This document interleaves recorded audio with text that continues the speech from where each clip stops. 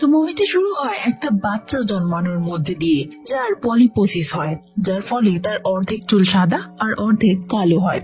Stellar এই চেহারার জন্য লোকে তাকে আলাদা ভাবে এবং তাকে এড়িয়েও চলে, কিন্তু তার মা ক্যাথারিন তাকে স্বাভাবিক জীবন দেওয়ার পুরো চেষ্টা করে। স্টেলার স্টাইলিং এর খুব শখ, তার সাথে সে ছোট থেকেই খুব নিষ্ঠুর হয়, সেজন্য ক্যাথরিন তার নাম রাখে ক্রুয়েলা। স্কুলে যখন সবাই তাকে জ্বালাতন করে, সেখানে সে একজন বন্ধু অ্যানিটাকে পায় এবং একদিন একটা কুকুরকেও সে ঘরে নিয়ে আসে এবং তার নাম রাখে বাডি।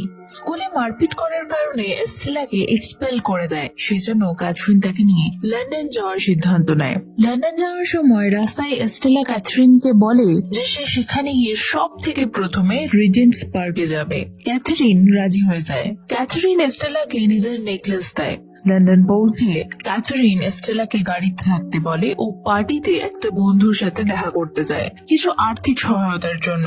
স্টেলা নিজের মায়ের প্রমিস ভেঙে গাড়ি থেকে নেমে পড়ে এবং নিজের কুকুর বার্ডির সাথে পার্টিতে চলে যায়, যেখানে 3টি কুকুর তাদের উপর আক্রমণ করে দেয়। স্টেলা সবার থেকে বেঁচে যখন বিল্ডিং থেকে বাইরে আসে, তখন দেখে সেই কুকুরগুলো তাদের উপর আক্রমণ করার বদলে তার মাকে উঁচু জায়গা থেকে নিচে ফেলে দেয়। সে সেখানেই দাঁড়িয়ে থাকা কোনো একটা মহিলার সাথে কথা বলছিল।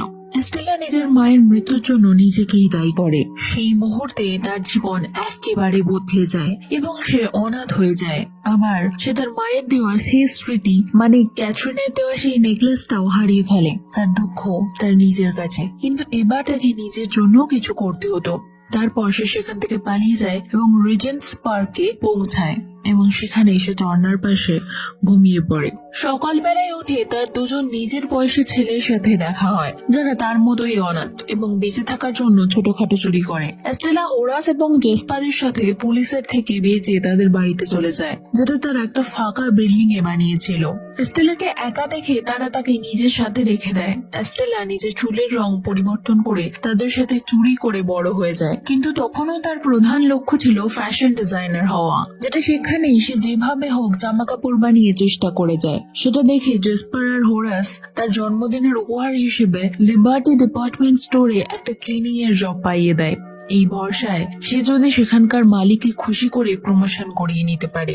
স্টেলা এই সুযোগটা হারাতে চায় না, সেজন্য কাজটি করতে শুরু করে দেয়। সে সেখানকার মালিককে রাজি করার জন্য সব চেষ্টা করে, কিন্তু সে এতটাই নিষ্ঠুর হয় যে শুধু স্টেলাকে পরিষ্কারই করিয়ে যায়।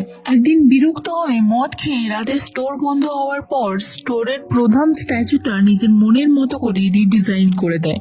সকালবেলায় তার বস খুব রেগে যায় এবং তাকে পুলিশে দিতেই যাচ্ছিল, তখনই সেখানে সব থেকে বিখ্যাত ডিজাইনার ব্যারোনেস চলে আসে, যে স্টেলার একজন অনুপ্রেরণা।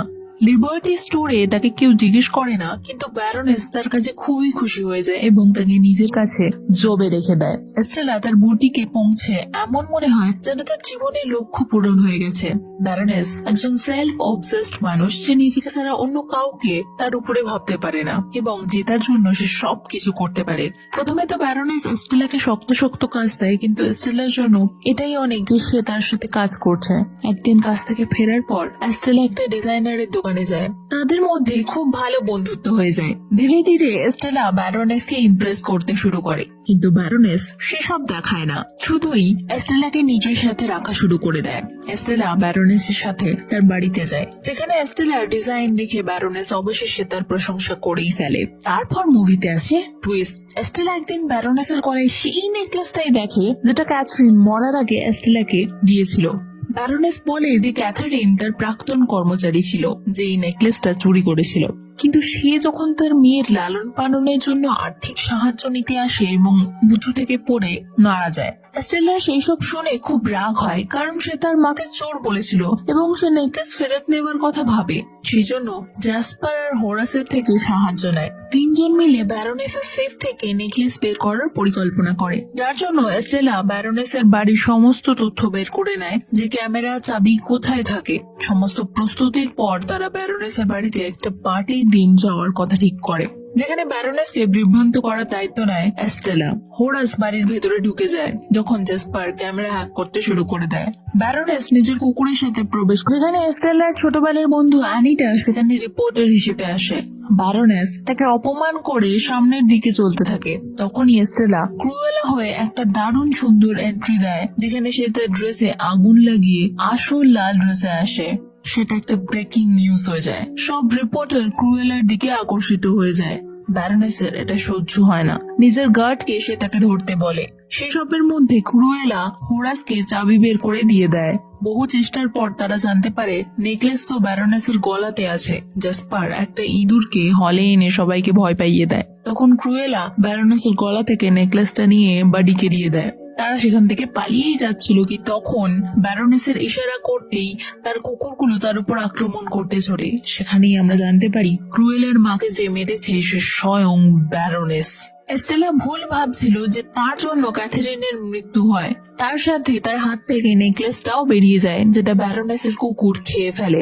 তারপর এস্টেলা খুবই দুঃখিত হয়ে যায় এবং ব্যারনেসের উপর প্রতিশোধ নেওয়ার সিদ্ধান্ত নেয়, যার জন্য সে এস্টেলাকে মেরে ক্রুয়েলাকে জন্ম দেয়।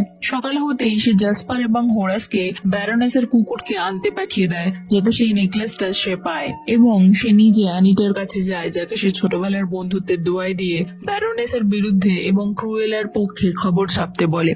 জাসপার আর হরাস খুবই চালাকির সাথে ব্যারনেসের কুকুরকে ধরে ফেলে। অ্যানিটাকে রাজি করিয়ে নেওয়ার পর ক্রুয়েলা অ্যাট্রির কাছে যায় এবং তাকেও তার দলে যোগ করে নেয়। ক্রুয়েলার অভদ্র আচরণের জন্য জাসপার আর হোরাস বিরক্ত হয়ে যায়, কিন্তু এস্টেলার জন্য সাহায্য করে। এবার ক্রুয়েলা নিজে এস্টেলা হয়ে আবার ব্যারনেসের জবে জয়েন করে, যাতে সে তার সব কাজে নজর রাখতে পারে। স্প্রিং কালেকশন প্রেজেন্ট করার দিন আসে। সবাই ব্যারনেসের ছবি নিচ্ছে, আর তখনই ক্রুয়েলা জাসপারের সাথে খুব স্টাইলের সাথে বাইক নিয়ে আসে এবং তার মুখে মেকআপের সাথে লেখা থাকে দ্য ফিউচার।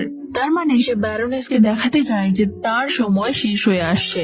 আবার ব্যারনেসের বদলে ক্রুয়েলা হেডলাইনে চলে আসে। তারপর থেকে সেটাই চলতে থাকে। প্রত্যেকবার ক্রুয়েলা ব্যারনেসের সামনে চলে আসে আর সে হেডলাইনে চলে আসে। সেসব ব্যারনেসকে চিন্তিত করে তোলে। প্রত্যেকবার ক্রুয়েলা ব্যারনেসের থেকে ভালো এবং নতুনত্ব ডিজাইনের ড্রেস এনে ক্রুয়েলা ব্যারনেসকে সবসময় পিছিয়ে দেয়। ব্যারনেস ক্রুয়েলার সম্বন্ধে সমস্ত তথ্য বের করার চেষ্টা করে, কিন্তু কোনো লাভ হয় না। এমনকি সে অ্যানিটার কাছে যায়, কিন্তু সেও তাকে ক্রুয়েলা সম্বন্ধে কিচ্ছু বলে না। ক্রুয়েলা নিজের পরিকল্পনাতে সফল হতে থাকে, কিন্তু তখনও পর্যন্ত সেই নেকলেসটাই সে পায়নি। এস্টেলা তার কাছে ভালো সাজার জন্য সে ব্যারনেসকে একটা সুন্দর ড্রেস ডিজাইন করে দেয়, যেটাতে সে ইমপ্রেস তো হয়, কিন্তু তখনও নিজের প্রশংসাই করে যায়। ক্রুয়েলা ব্যারনেসকে ভয় দেখানোর জন্য জাসপার এবং হোরাসকে তার বুটিকে পাঠায়, যাতে এমন লাগে যে কেউ তার শো টপারের ড্রেস চুরি করতে এসেছিল। এইসব থেকে জ্বালাতন হয়ে ব্যারনেস তার সমস্ত শো এর ড্রেসকে একটা স্পেশাল জায়গায় রেখে দেয়, যেটাকে এস্টেলা সূচ দিয়ে কিছু একটা করে দেয়। রাতে সে সিদ্ধান্ত নেয় যে শো স্টপারের ড্রেসটা ব্যারনেসের কুকুরের চামড়া দিয়ে বানাবে। শো কাছেই চলে আসে এবং তখন ব্যারনেস যখন ওয়ার্ড্রপ খুলতে যায়, সে দেখে তার আলমারি খুলছেই না। অনেক চেষ্টার পর আলমারির দরজা যখন খুলে যায়, তখন ভিতরে যা হয় সেটা দেখে ব্যারনেস অবাক হয়ে যায়। এস্টেলা ড্রেসের উপর যে বিটস লাগিয়েছিল সেটা শো পোকা ছিল, যেটা বড় হয়ে প্রজাপতি হয়ে যায় এবং সব ড্রেসকে নষ্ট করে দিয়েছে। প্রজাপতি থেকে প্রাণ বাঁচিয়ে ব্যারনেস যখন বাইরে আসে, তখন সেখানে সে দেখে ক্রুয়েলার শো শুরু হয়ে গেছে।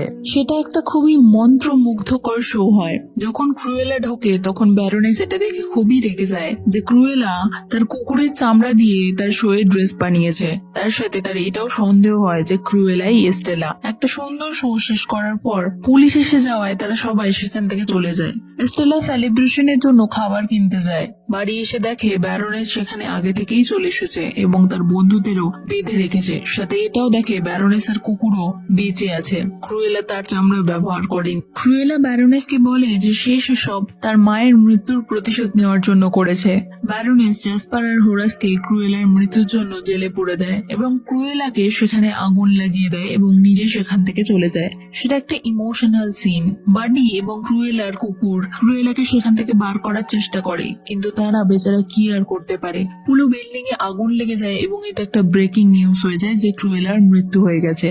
কিন্তু হিরোইন নিজের প্রতিশোধ না নেওয়া পর্যন্ত কিভাবে মরতে পারে। সেই জন্য পরের সিনে আমরা দেখি ক্রুয়েলার জ্ঞান ফিরে আসছে। সেটা আর কেউ নয় বরং ব্যারনেসের একটি বিশেষ লোক জন, যার অ্যাপার্টমেন্টে সে আছে। তাকে জনই বাঁচিয়েছিল এবং এমন কিছু কথা প্রকাশ্যে আনে যেটা শুনে এস্টেলার জীবনই বদলে যায়। এস্টেলা জানতে পারে যে সেই নেকলেসটা আসলে একটা চাবি, যেটা দিয়ে সে একটা সিন্দুক খোলে। তার ভিতর একটা জন্মের প্রমাণপত্র মানে বার্থ সার্টিফিকেট পায়, যেটা এস্টেলার ছিল। এস্টেলা ক্যাথরিনের নয় বরং ব্যারোনিসের মেয়ে, যে তাকে জন্ম দেওয়া মাত্রই নিজের থেকে আলাদা করে দিয়েছিল, কারণ সে এতটাই সেলফ অবসেসড মহিলা ছিল যে সে তাকে ছাড়া আর কাউকেই দেখতে পায় না। সে জনকে এস্টেলাকে মারার আদেশ দেয়, কিন্তু জনের দ্বারা সেটা হয় না। সেই জন্য সে এস্টেলার দায়িত্ব ক্যাথরিনকে দিয়ে দেয়। সেটা শুনে এস্টেলার পায়ের তলা থেকে মাটি সরে যায় এবং সে সেখান থেকে সোজা রিজেন্ট পার্কে পৌঁছায়, যেখানে সে প্রমিস করে যে সে তার মায়ের মৃত্যুর প্রতিশোধ নেবে এবং সে তাকেই তার মা বলে মানে, আর সে তাকে খুব ভালোবাসে। সে বলে এবার সে ব্যারোনেসকে দেখাবে পাগলামি কাকে বলে। তারপর সে পুলিশ স্টেশনে গিয়ে হোরাস আর জেসপারকে বাঁচায়। এস্টেলা যায় আর সে নিজে পুলিশকে বিভ্রম করতে শুরু করে দেয় এবং কুকুরকে দিয়ে একটা চাবি তাদের কাছে পাঠিয়ে দেয়। এস্টেলা তাকে সমস্ত সত্যি বলে দেয় এবং আরো একবার তাকে ইমোশনাল করে নিজে সাহায্য করার জন্য রাজি করিয়ে নেয়, এটা বলে যে তারা ছাড়া তার কাছে আর কোনো পরিবার নেই। তারপর অ্যাক্টরের কাছে যায় যে এস্টেলার সাহায্যের জন্য সবসময় প্রস্তুত থাকে। তারা সবাই জনের বাড়িতে এস্টেলার নতুন প্ল্যান শুরু করে দেয়। অন্যদিকে ব্যারোনেসের বাড়িতে সেই অ্যানুয়াল পার্টির প্রস্তুতি শুরু করে দেয়, যেটাতে সে ক্যাথরিনকে মেরেছিল। তখনই ইন্সপেক্টর এসে তাকে বলেছিল তারা ক্রুয়েলের বডি পায়নি। সেটা শুনে ব্যারোনেস চিন্তিত হয়ে পড়ে। এস্টেলা আর তার দল এখন যেটাতে জনও আছে, তারা সবাই ব্যারোনেসের সব গেস্টের বাড়িতে ব্যারোনেসের নামে পোশাক পাঠায়, যেটা একেবারে এস্টেলার ড্রেসের মতো হয়। এটা বলে যে তারা সবাই ক্রুয়েলের স্মরণে এই ড্রেস পরে যেন সেখানে যায়। পার্টিতে যাওয়ার আগে ক্রুয়েলা পুলিশকেও ডেকে নেয় সেখানে। ব্যারোনেসের গার্ড পার্টিতে আসা অন্যান্য প্রত্যেক গেস্টের উপর আক্রমণ করতে শুরু করে দেয়। ব্যারোনেস যখন বাইরে আসে সবাইকে একই পোশাকে দেখে অবাক হয়ে যায় এবং একটু ভয়ও পেয়ে যায়। জাসপার সমস্ত গার্ডকে লাইব্রেরিতে ডেকে পাঠিয়ে দেয়, সেখানে তাদের হোরাস লক করে দেয়। পার্টিতে সবার মধ্যে ব্যারোনেসের চোখ থেকে লুকিয়ে তার কাছে যায় আর তাকে ছুঁচ ঢুকিয়ে তার থেকে ভেস্টেলটা নিয়ে নেয়। তারপর সে এস্টেলার হয়ে সেই খাড়া ছাদটার কাছে যায় যেখান থেকে ব্যারোনেস ক্যাথরিনকে ফেলে দিয়েছিল।